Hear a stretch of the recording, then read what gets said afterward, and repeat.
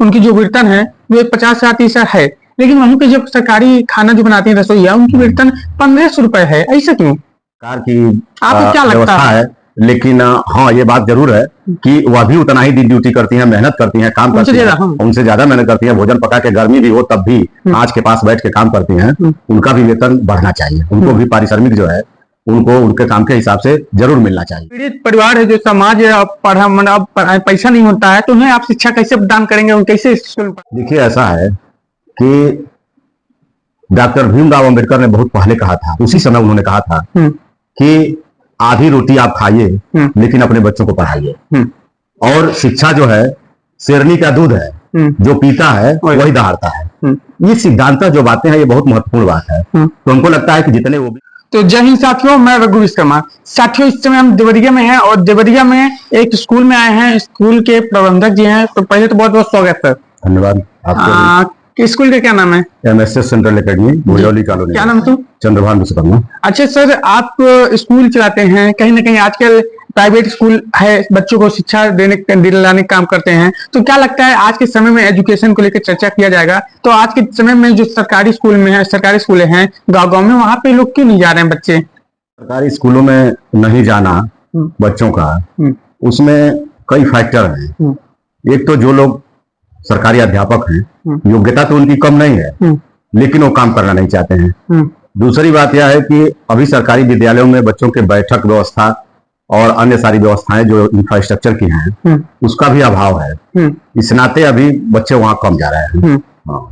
अच्छा, क्या लगता है कि आपके स्कूल में जो गरीब किस्म का कोई बच्चा आता है तो आप लोग उसको शिक्षा कैसे देते हैं? बिल्कुल बिल्कुल, हमको लगता है कि हम अपने यहाँ अभी 10 बच्चों को निःशुल्क पढ़ा रहे हैं। 10 बच्चों? 10 बच्चों। कितने तक स्कूल है सर? 8th क्लास तक।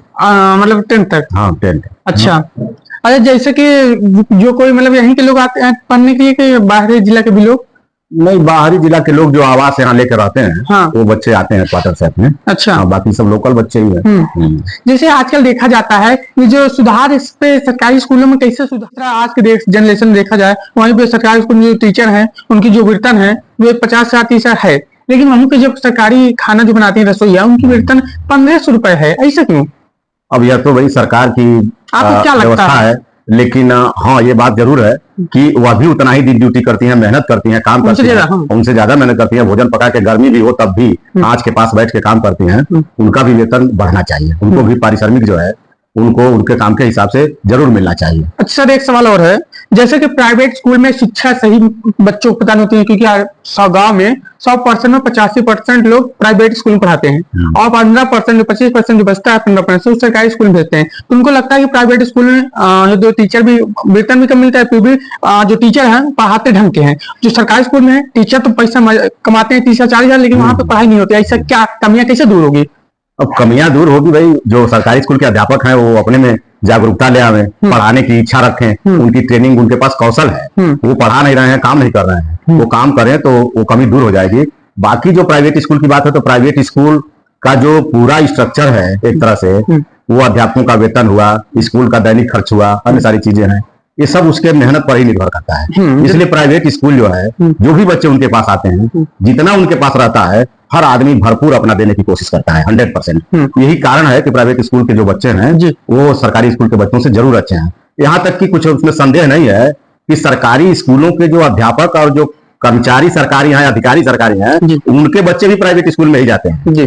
तो कहीं ना कहीं ये बात तो है कि प्राइवेट स्कूल वाले मेहनत करते हैं, अच्छा काम करते हैं, क्योंकि वो उनके फी पर ही निर्भर करते हैं, इसलिए वो अपनी पूरी जी जान से मेहनत करते हैं और बेहतर तरीके से पढ़ाने का और ऑलराउंड डेवलपमेंट का पूरा प्रयास करते हैं कि बच्चों का हो, कि आगे चल करके बच्चे जो आधुनिक शिक्षा की मुख्य धारा है उस धारा से जुड़ सके। बिल्कुल। तो साथियों, आपने देखा कि इतने शॉर्टकट में इन्होंने बताया कि प्राइवेट और सरकारी स्कूल का अंतर क्या है, आखिर में क्यों वहां पे रसोईया उतने ही समय पे खाना बनाते के पका खिलाते उनकी वेतन कम है, और यहाँ तक कि 10 बच्चों को निःशुल्क शिक्षा भी देने का काम कर रहे हैं। प्राइवेट स्कूल में जो टीचर के ऊपर होता है, भाई हमको पढ़ाना नहीं तो हमारी वेतन रुकेगी, तो ये अभाव रहता है। सरकारी स्कूलों में अब हमारे हिसाब से जो डीएम जो भी अधिकारी हैं, वो गाँव में जाके सर्वे जरूर करना चाहिए नहीं सर? बिल्कुल बिल्कुल, सर्वे करना चाहिए, जांच करना चाहिए। यहाँ तक कि सरकारी स्कूलों में केवल भोजन की जांच हो रही है, भोजन के दाल में क्या मिल गया, चावल में क्या मिल गया, भोजन पक्का है कि कच्चा है या ठंडा है या गर्म है, उसी तत्परता के साथ अगर बच्चों में क्या दिया गया, अध्यापक ने क्या दिया, उनकी प्रगति रिपोर्ट क्या है, अगर उसकी जांच हो तो निश्चित रूप से सब लोग पटरी पर आ जाएंगे और व्यवस्था उनकी भी सुदृढ़ हो जाएगी, बच्चे उनके भी अच्छे। बिल्कुल इसी टाइप आप जैसा कि देखा जाए, आप एक स्कूल के प्रबंधक हैं और स्कूल में जो बच्चों को सुविधा, अच्छा सुविधा भी देते हैं। शोषित पीड़ित परिवार है जो समाज मतलब पैसा नहीं होता है, तो उन्हें आप शिक्षा कैसे प्रदान करेंगे और कैसे स्कूल में पढ़ाई कर पाए? देखिए ऐसा है कि डॉक्टर भीमराव अंबेडकर ने बहुत पहले कहा था, उसी समय उन्होंने कहा था कि आधी रोटी आप खाइए लेकिन अपने बच्चों को पढ़ाइए। और शिक्षा जो है शेरनी का दूध है, जो पीता है वही दहाड़ता है।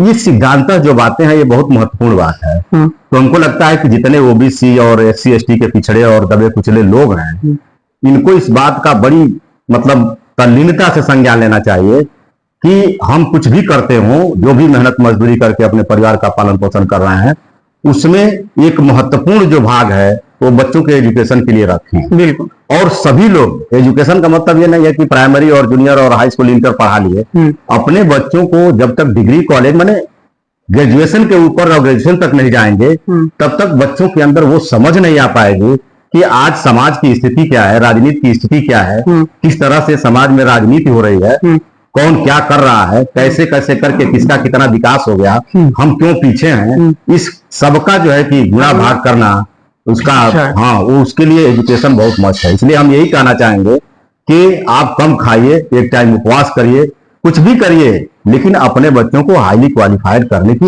का पूरा प्रयास करिए। बिल्कुल। देखिए बहुत शॉर्टकट में इन्होंने संदेश दे दिया, तो बच्चों को ये महत्वपूर्ण संदेश था, इसको हम अलग से चढ़ाएंगे। तो आप सभी लोग क्या सीखे कमेंट करके जरूर बताएं। जय हिंद।